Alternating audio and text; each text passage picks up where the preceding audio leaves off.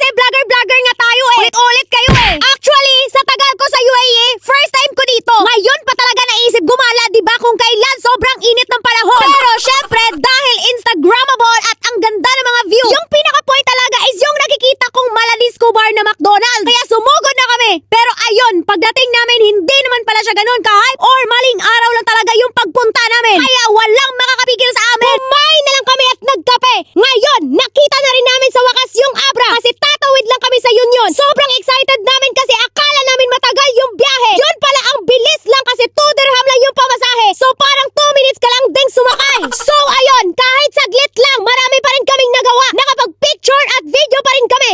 Tignan mo naman yung mukha nila. Ewan ko ba kung natutuwa yan sila o hindi. Shoutout sa couple at the back at shoutout din sa ating single lady. Sana magka-jowa ka na. So ngayon, eto na, nakikita nyo naman, tuwang-tuwa ako dito. Pa-video-video kunwari, kala mo hindi nainitan, pero ang init na talaga ng singit ko dito. What? Ito na at ang pinakamatagal na 2 minutes sa buong buhay ko. Char lang! Sa wakas, dumating na rin kami. Sana